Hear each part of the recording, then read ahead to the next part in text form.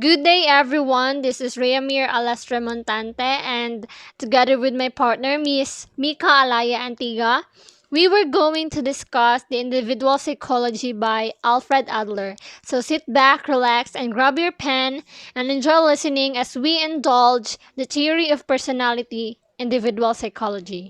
So before we dive into individual psychology, first let us discuss muna the biography of Alfred Adler. Alfred Adler was born on February 7, 1870 in Vienna, Austria.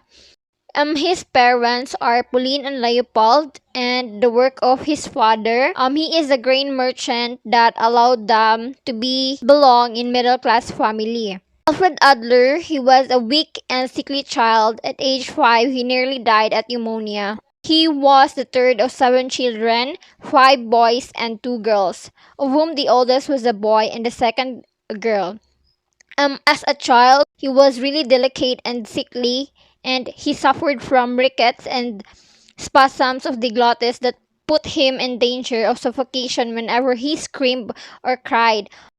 At the very young age, he nearly experienced death, and when he was 3 years old, when his young brother died in a bed next to him, and that made him realize that he wanted to become his physician someday. Adler's earliest memories were concerned with the unhappy competition between his brother, good health, and his own illness.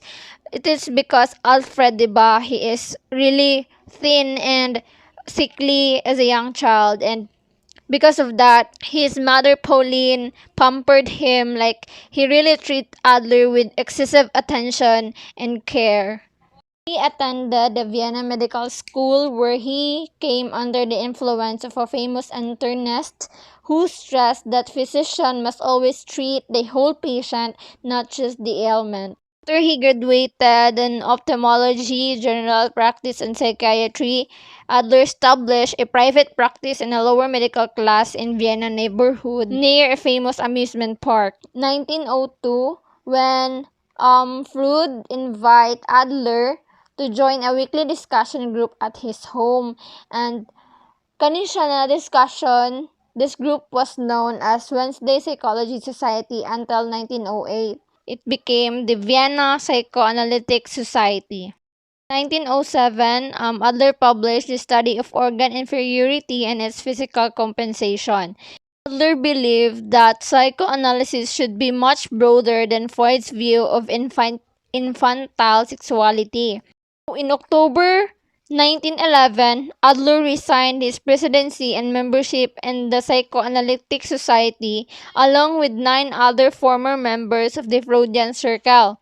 So, Adler himself, he formed the Society of Free Psychoanalytic Study, a name that irritated Freud with its implication that Freudian psychoanalysis was opposed to a free expression of ideas.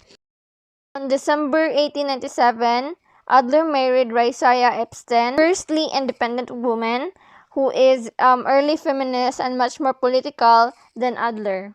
They had four children, Alexandra and Kurt, who became psychiatrists and continued their father's work. Valentin Ervali, who died as a political prisoner of the Soviet Union, and Cornelia Ornelli, who aspired to be an actress. In early months of 1937, he was really concerned with the fate of his daughter Vali, who had disappeared somewhere in Moscow. And that time, they experienced chest pains while on a speaking tour in Netherlands, and gi-ignore niya ang advice sa iyahang doktor na mag-rest lang. Nagpadayon siya sa iyahang gibuhat. So, in Aberdeen, Scotland, where on May 28, 1937, he died of a heart attack.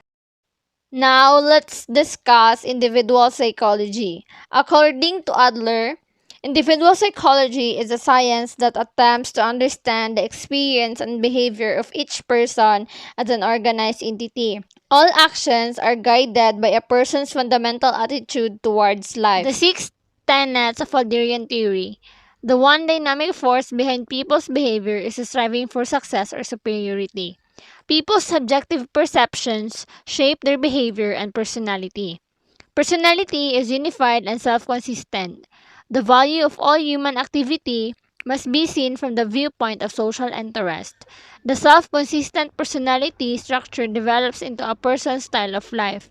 The style of life is molded by people's creative power, striving for success or superiority. This is the first tenet of Adlerian theory. The one dynamic force behind people's behavior is the striving for success or superiority. Adler reduced all motivation to a single drive. It is the driving for success or superiority. Because he believed that every person is kanang had a physical deficiencies that activate feeling of inferiority, and that feelings motivate a person to strive for either superiority or success. And he added that unhealthy individuals strive for personal superiority, whereas psychologically healthy people seek success of all humanity. And in striving for success or superiority, every individual is guided by a final goal.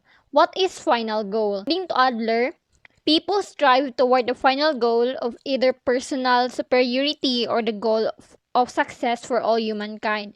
The final goal is a fictional and has no objective existence. The final goal has a great significance because it unifies personality and renders all behavior comprehensible. By the time children reach 4 or 5 years of age, their creative power has developed to the point that they can set their final goal. Even infants have an innate drive toward growth, completion, or success because they feel weak, incomplete, and small. I remember when I was young, I personally experienced that I am inferior and powerless kay kanang gusto kay ko na mag-decide in my own way like how I want to be dressed like ingon ana, but my parents won't allow me because I am too young daw to decide for my own life. That's why as a young child I aspire and I dream to be big, fully grown and mature parehas sa infant na who set a fictional goal to be big, complete, and strong. If children feel neglected or pampered, their goal remains largely unconscious. Why? Is because this kind of children will compensate the feelings of inferiority in skillful way that is not related to their fictional goal. For example, the goal of superiority for a pampered girl may be to make permanent parasitic relationship with her mother. As the young girl grows, mahimo siyang dependent and ginabilital niya iyang kaugalingon. In that way, kanang mas maingon sa iyang mama ba na, ay, luya pud ani niya, uy, mas maprotektahan siya sa iyang mama og maayo ba. And that made the pampered girl more parasite pa sa power sa iyahang mama. Ay kanang attachment na nahimo niya towards her mother became a natural means of attaining superiority. In other side, mga bata nga naka-feel og love and security, like pero wala sila napalabian jud og kanang wala gay sila na pampered. They set a goal that is largely conscious and clearly understood. Psychologically secure children strive superiority defined in terms of success and social interest. Although their goal never becomes completely conscious, these healthy individuals understand and pursue it with a high level of awareness. Because if we are aware of our sub goal, this will be as a step by step process because when an individual final goal is known, all actions make sense and each sub goal takes a new significance. If ang bata kay aware siya sa iyang final goal, then kanang final goal naa na po'y mahimo ang bata as a sub-goal para ma-achieve na niya ang final goal. The striving force as compensation. People strive for superiority or success as a means of compensation for feelings of inferiority or weakness. Adler believed that naturally born small, weak, and has inferior bodies at birth, and mauna ang nakasugod sa feeling of inferiority sa tao, and people are continually driven by the need to overcome inferiority feelings and pulled by the desire for completion. The striving force itself is innate, but its nature and direction are due both to feelings of inferiority and to the goal of superiority. Without the innate movement para mahimong perfect, dili na maka-feel og inferiority ang tao. Ug kung wala na feeling of inferiority ang tao, dili na sila mag-set og goal for superiority or success. Kay unsa pa may value sa pag-set og goal na in the first place wala man sila nagka-feel og inferiority because they believe that they are whole, they are perfect na. The goal then is set as compensation for the deficit feeling, but the deficit feeling would not exist unless a child first possessed a basic tendency towards completion. The goal provides guidelines for motivation, shaping psychological development, and giving it an aim. As a creation of the individual, the goal may take any form. It is not necessarily a mirror image of the deficiency, even though it is a compensation for it. For example, no, if a person has a weak body, hindi na necessary na mahimo siya, dapat maging masculine siya, maging powerful siya at all. Pwede siya mahimong bisan unsa in a way na ma-address niya ang feeling of inferiority. Because success is an individualized concept and all people formulate their own definition of it. Striving for personal superiority. Some people strive for superiority with little or no concern for others. Their goals are personal ones and their striving are motivated largely by exaggerated feelings of personal inferiority or the presence of an inferiority complex. Inferiority complex, diba, is the fundamental feelings of inadequacy due to real or imagined social, psychological, intellectual, or physical defects kanang gamay ato ang self-esteem because of the deficiency that we possessed. There are two types of inferiority. The first one is the primary inferiority. This type is thought to start in childhood as a result of feeling helpless and being compared unfavorably with others. Can lead to an inferiority complex in adulthood.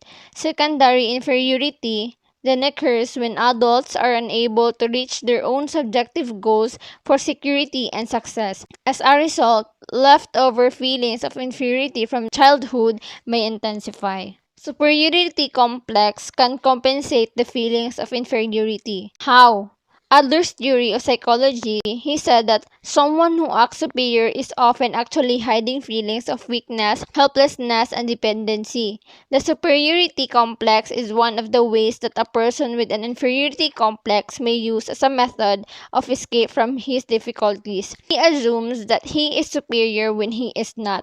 Reverse psychology ba, kumbaga. And this false success compensates him for the states of inferiority which he cannot bear. Kanang parehas good sa mga bullies. Like, they act that they are strong enough for in fact, deep inside, they are also battling the inferiority complex na they feel. Just like murderers, thieves, and con artists are obvious example of people who strive for personal gain. Striving for success are those psychologically healthy people who are motivated by social interest and the success of all humankind. These healthy individuals are concerned with goals beyond themselves and are capable of helping others without demanding or expecting a personal payoff, and are able to see others not as opponents but as a people with whom they can cooperate for social benefit. Their own success is not gained at the expense of others, but it is natural tendency to move toward completion or perfection. Ang mga tao nga nag-strive og success rather than personal gain is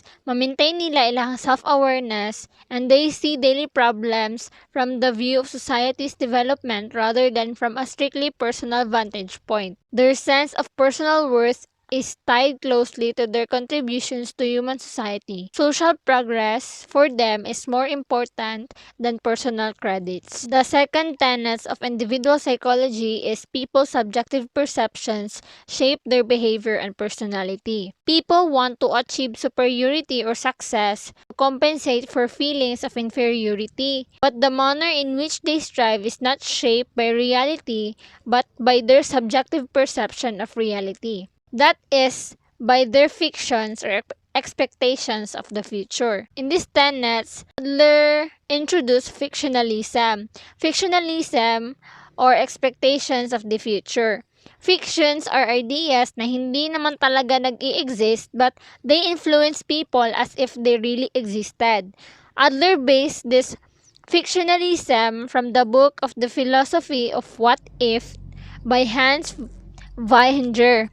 For example, yung free will. Naniniwala tayo na may free will kaya minsan napapayolo tayo, 'di ba? Like you only live once.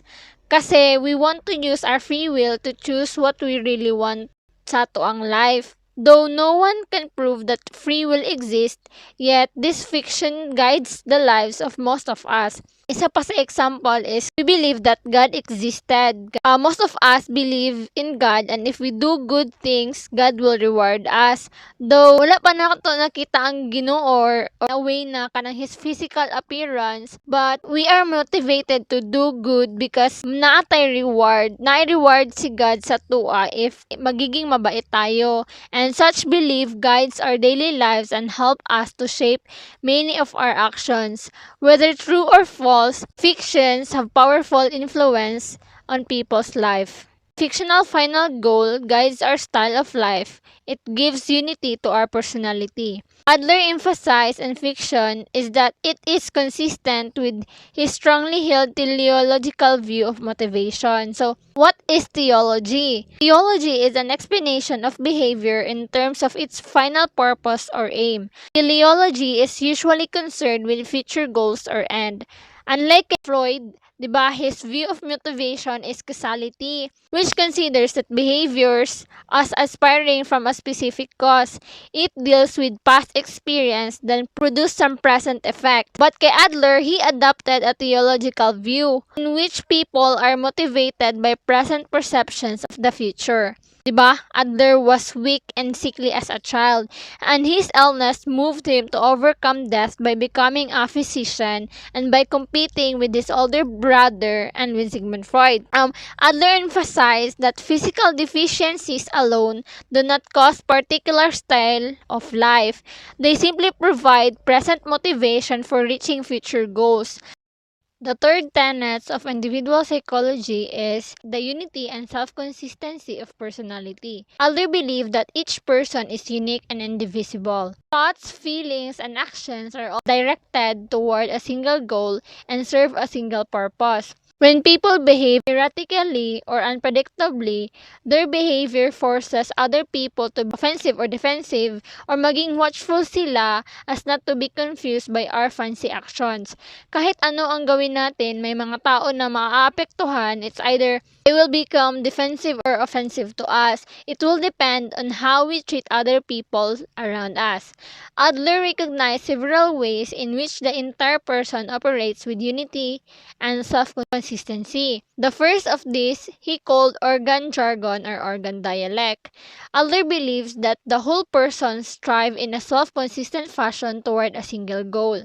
Ang lahat ng ibang actions and functions natin bilang nasa mga goal na gusto nating ma-achieve. And kung ano man yung deficiencies natin, dili na to sila makip or ma-isolate because it will affect the entire person jud.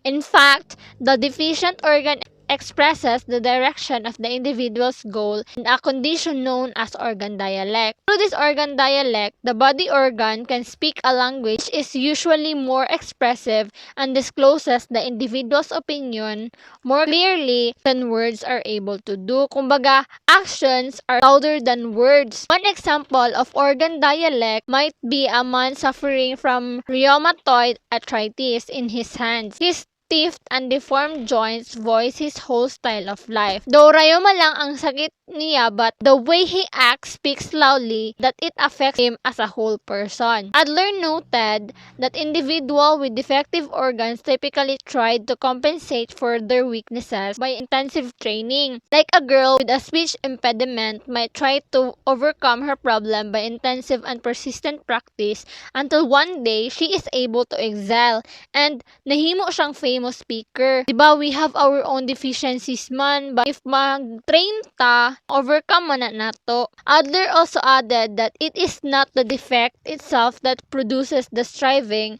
but the person's attitude towards it. It is our desire ba mag-strive, ana. The individual is free to interpret the deficiency in many ways or even to ignore it.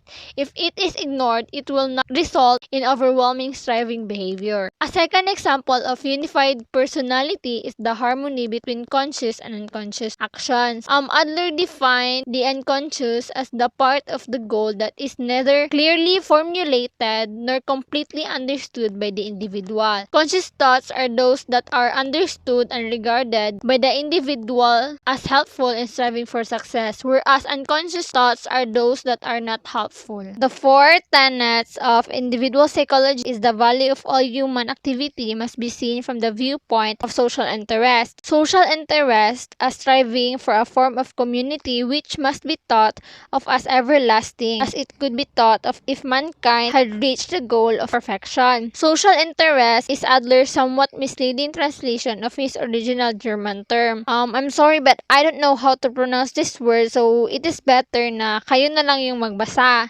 So it means a feeling of oneness with all humanity. It implies membership in the social community of all people. A person with well-developed social interest strives not for personal superiority but for perfection for all people in an ideal community. The essence of others' position is that people's mental health and personal growth depends directly on their efforts to contribute to the betterment of the community. Kung wala tay teamwork o cooperation, dili makasurvive ang tao. Kung iyahay lang tagluwas, kumbaga, dili ta mo grow and magpabilin lang ta na stagnant, the survival of the species also depends on the willingness of individuals to relate to one another on an intimate basis and to engage in procreative acts. We benefit tremendously from the massive efforts that contribute of our ancestors as we continue to strive in our own unique ways to improve the living conditions of all. Nagatuo si Adler na we are all born with the potential for social feeling or interest, but nara na sa atoa kung paano nato i-nurture with proper guidance and training. So, let us train ourselves na maging respectful and helpful to one another. By striving for other goal, we help ourselves as well. This striving also implies respect and consideration for all human beings. The origin of social interest. Social interest is rooted as potentially in everyone, but it must be developed before it can contribute to a useful style of life. Nagsugod ni siya sa mother and child relationship during sa pag-anak palang jud sa atoa. Tanan sa atoa who survive infancy tungod na sa tuang mama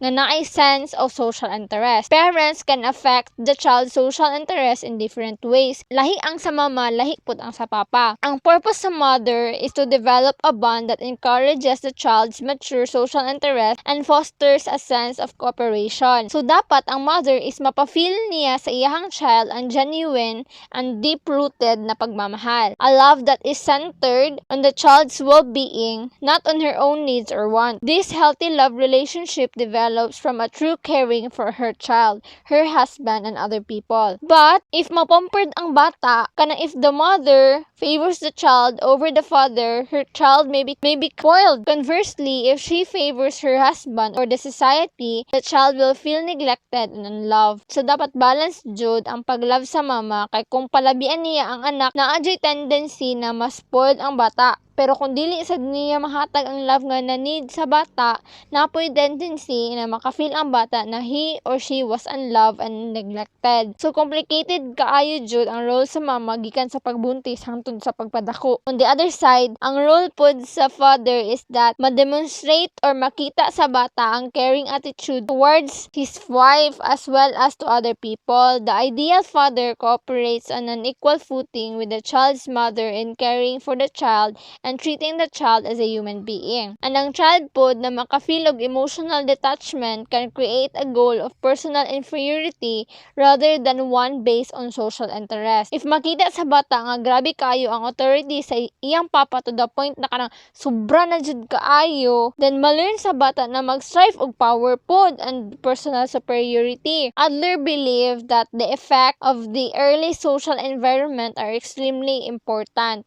The relationship a child has with the mother and father is so powerful that it smothers the effects of heredity. He also added that influence of the environment have modified or shaped nearly every aspect of a child's personality. So what is the importance of social interest? Social interest is the sole criterion of the human values. Ang social interest is the only basis to be used in judging the worth of a person. Ang mga tao na nagapossess of social interest are also psychologically mature. immature. Immature people who lack of social interest are self-centered and strive for personal power and superiority over others. Meanwhile, ang healthy individuals, they are genuinely concerned about people and have a goal of success that encompasses the well-being of all people. People begin life with a basic striving force that is activated by ever-present physical deficiencies, and these organic weaknesses lead to feelings of inferiority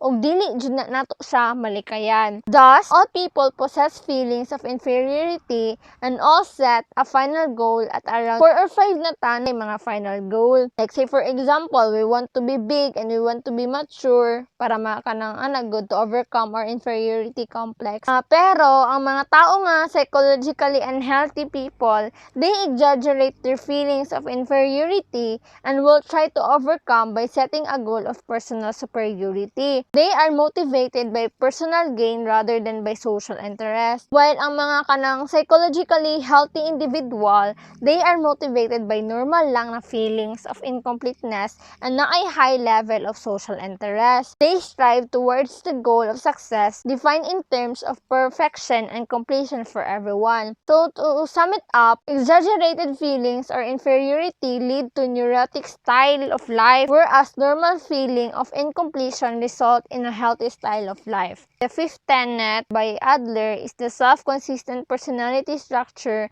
develops into a personal style of life. Style of life is the unique ways in which people pursue their goals. It is the flavor of a person's life. Apil na dira ang goal sa isa ka tao. Self-concept, feelings for others, and attitude towards the world. A person's style of life is fairly well established by age 4 or 5. After ana, ang atuang actions na kantuyok na sa style of life na atuang gipili. Although, the final goal is singular, style of life need to be a narrow or rigid. Psychologically unhealthy individuals marked by an inability to choose new ways of reacting to their environment. Dili sila makabasta-basta og adapt sa environment.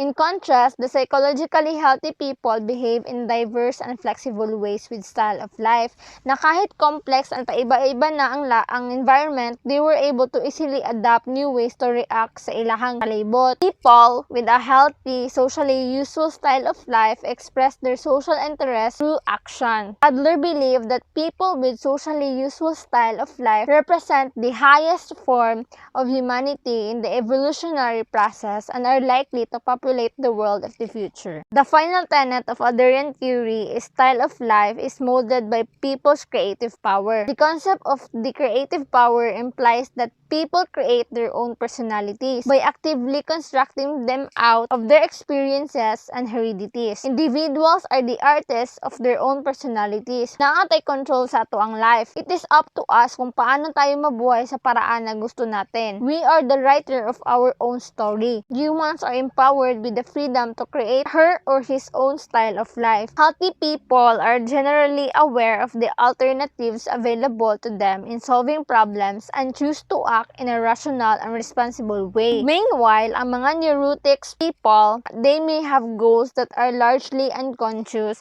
and are often aware of the alternative. They are unaware of the alternatives available to them in a given situation. Adler used an interesting analogy which he called the law of the low doorway. If you are trying to walk through a doorway 4 feet high, you have two basic choices. First, you can use your creative power to bend down as you approach the doorway. This manner in which psychologically healthy individuals solve most of life's problems. Conversely, if you bump your head and fall back, you must still solve the problem correctly or continue bumping your head. Way na pag-solve sa problem, these are the neurotic people. They are often choose to bump their head and the realities of life. You have a creative power that permits you to follow either courses. So kanang it's really up to us. This creative power, we have power kung paano natin solve ang problem in our own way. That's all. Those are the 6 tenets of individual psychology by Alfred Adler. That's all. The next topic is abnormal development that to be discussed by Miss Mika Alaya Antiga.